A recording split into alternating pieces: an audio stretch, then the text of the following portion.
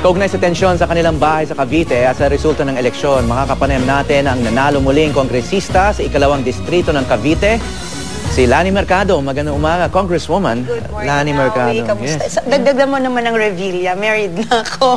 Okay. Congressman Yes. Lani Mercado Revilla. Yes. So you use a hyphenated last name or do you just go by Revilla just for further reference? For the reference, I use Mercado Revilla. Okay. Hyphenated. Hyphenated, yeah. So kumusta na? Nakabawi ka na ba ng tulog at Hindi pa masyado. pahinga? Nagre-reflect din sa tunog ng boses ko kasi medyo malat pa.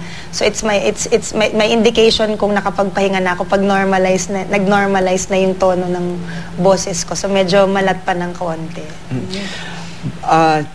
Your campaign was different from many other campaigns dahil hindi siya masyadong quiet, no? Yeah. I mean, there was a lot of tension doon sa inyong bahay during this confrontation between the police and BI. Your husband, Senator Bong Revilla, was quite visible in the media explaining, explaining what the issue was. Pero nasan kayo nung may confrontation between between armed men, no? Nung nagkaroon ng standoff sa likuran ng tahanan namin, nasa loob kami ng compound ng mga Revillas. Sa Bacoor, Cavite. Sa Bacoor, Cavite. Sa Panapaan 7. Compound ito? So, compound hindi ito. lang isang bahay? Hindi. Nandyan nakatira ang father-in-law ko, si ex-Senator Ramon Revilla Sr. Nandyan din, may tahanan din dyan ang mayor namin, si Mayor Strike Revilla, at yung residents namin. Dyan kami nakatira, yan ang provincial residents namin, plus my son, si Jolo Revilla. And my whole family, the whole family was there when it happened. So, what's the situation now? Has it quieted down? Well, nandyan pa rin sila, nakapalibot pa rin yung police? May police. Cavite police ito? May region, may SWAT pa raw? probinsya, may SWAT na actually nakakapagtaka nung bago-bago pa ang kampanya. Nagre-request na kami ng police para sa seguridad namin. Mabagal ang naging ang proseso ng paghingi namin ng tulong sa kapulisan. Ang nakapagtataka, yung opponent ko specifically had 3 vehicles na SWAT ang kasama niya coming from the region.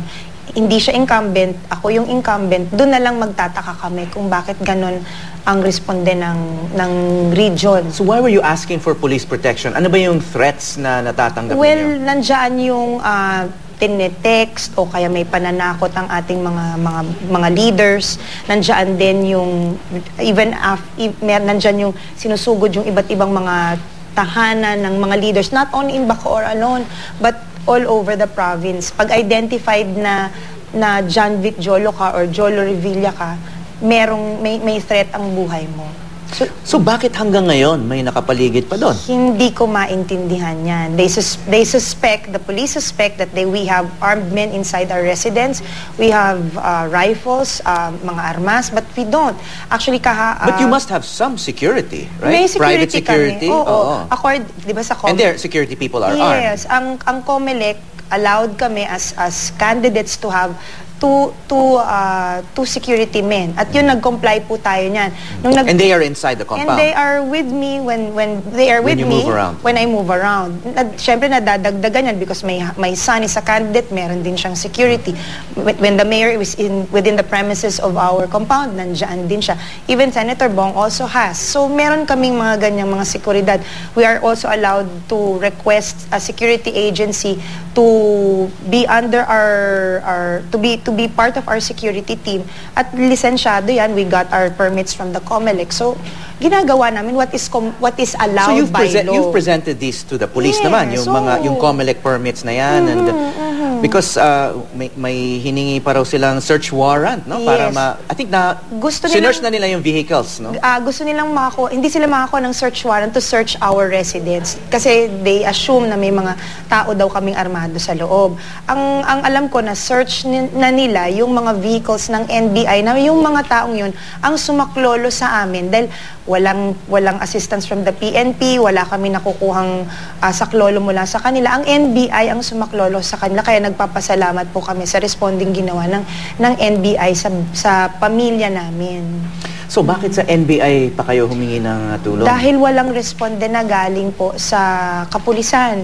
At nakikita ho namin, klaro po sa amin, na parang merong may political partisanship ang kapulisan. Nagpa-participate sila laban sa amin, diyan po sa area na yan. Hindi lamang po sa Bacoor, kundi halos sa buong lalawigan. So at the height of this tension, kasi nga, live ito na binabroadcast, no, for parts of it, parts of this confrontation, ano? Where were you and the rest of your family? Nandun kayo sa loob ng kami compound? Ng compound. Siyempre, hindi namin pwedeng iwanan ang area of responsibility namin because the following day, halala na, boboto kami. Inaayos din namin yung mga dapat ayusin the following day. Our supporters are asking for support. Siyempre, kailangan mo rin naman ng mga workers mo, mga watchers mo. So, nandun kami to assist everything, to check if everything is in place. Namamonitor nyo yung mga pangyayari. So, namamonitor namin yung mga vote buying ng mga kalaban namin. And we are very much alarmed kasi it seemed the reason why that there were RPSB in our area because there was an alleged vote buying at the back of our residence within Panapaan 7 and Real 2, which is right beside our residence. So sabi ko, feeling ko, ano ba to? Bakit imbis na bantayan ng ang mga vote buyers, hindi. They're standing on guard. Ganun ang nangyayari. Pero during the standoff, si former Senator Ramon Revilla Sr. Was also inside the house. The compound. Alam niya yung nangyayari. What's his health like now? He's on a wheelchair. He can move around using a wheelchair. Okay. Ang worry lang namin talaga is baka mamaya dahil baka nervyusin. Alam mo naman hindi. So alam niya yung nangyayari na may tension sa labas ng bahay niya. Malamang kasi may news na napapanood niya. So minsan sinasabihan na namin ng mga nurses na kung pwede papatay na yung television, wag na muna manood para wag naman nervyusin ang father-in-law ko.